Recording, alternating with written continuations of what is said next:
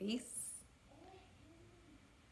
Yeah, this is Adora from House of Adornment, and I wanted to show my face, which I never do really, and also answer a couple questions I've been getting in my DMs pretty often recently about Witches Brew Oil. Folks who love it, but for the rest of my folk, I wanted to just kind of let you know what it is. So this is Witches Brew Oil. It is a 4 ounce bottle of body oil used topically only. And that's one of the questions I get. Can you drink it? No, do not drink it. Do not eat it whatsoever. This is how it begins. As you can see, it's macerating. It infuses for a period of weeks under the sun and the moon.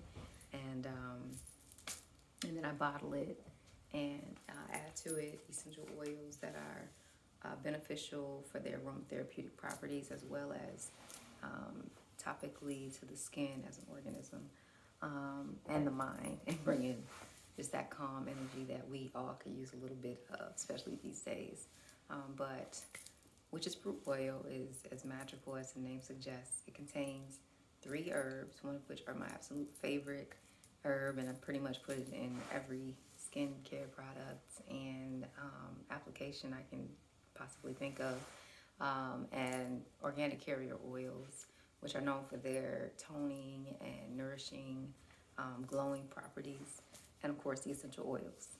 I tend to go light on the essential oils because they can be very powerful. I mean, if you think about a rose, if you put 1 drop of rose essential oil in a product, you basically put like 5 dozen roses in that bottle. And so, I think it's important for all of us to use caution and not just wisdom with essential oils. You wanna have some knowledge with those, because they can be real serious, because they get into the bloodstream like that.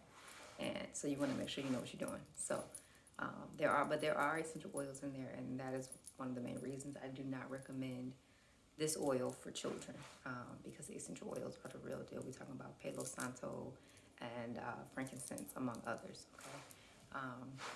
Which are really, grounding essential oils. They're resinous by nature. They come from trees, and so when you think about that energy that trees give us, they give us that grounding sense of ethereal wonder, basically, but they ground us in that wonder. And so because they're so ancient, and because they're so old, and they've seen things that we may have forgotten we've seen, that's why I use those specific oils in this formulation.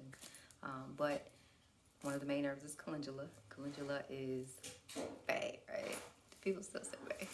Calendula is bae. It is a cellular proliferant in its action. It is cooling.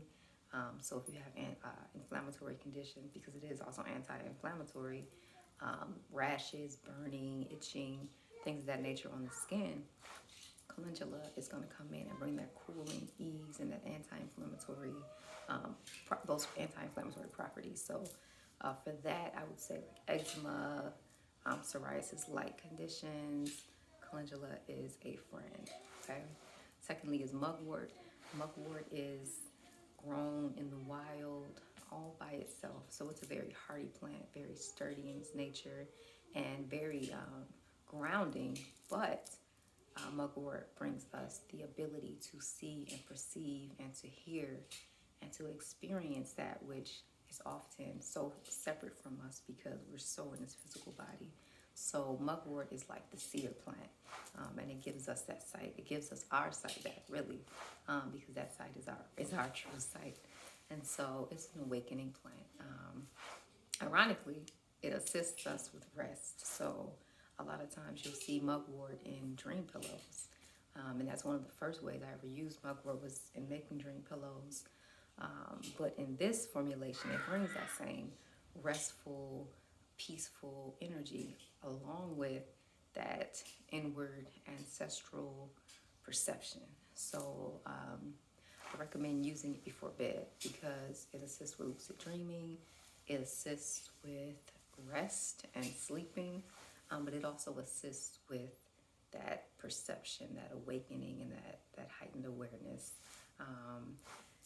physically, mugwort, so many things, but a few of the key things that I'll mention for the sake of this formula is that folks who have cycles, menstrual cycles, moon cycles, who have cramping experiences, pain, and things of that nature, will find that it brings ease.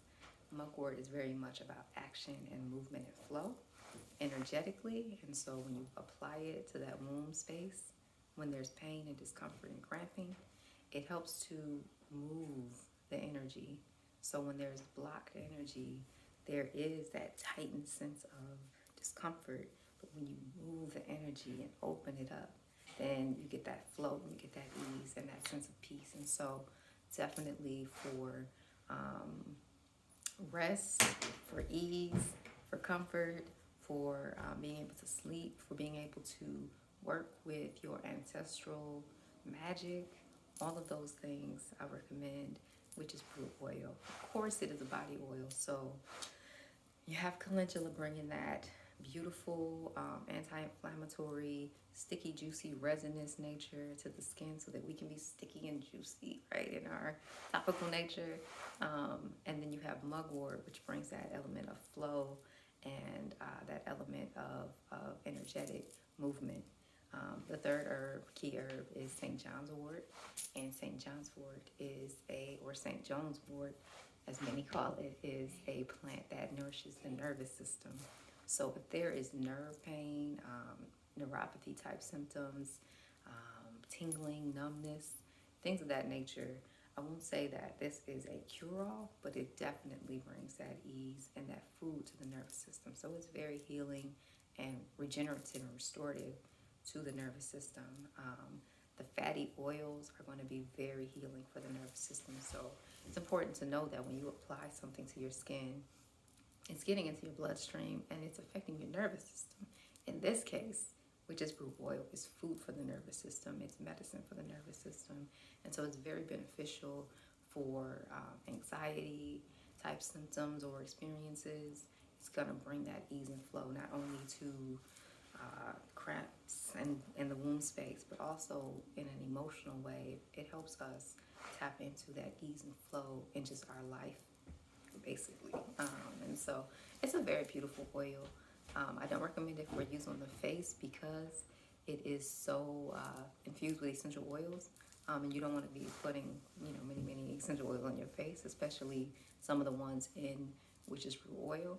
But I definitely recommend it for shoulder or neck to toe healing and oiling.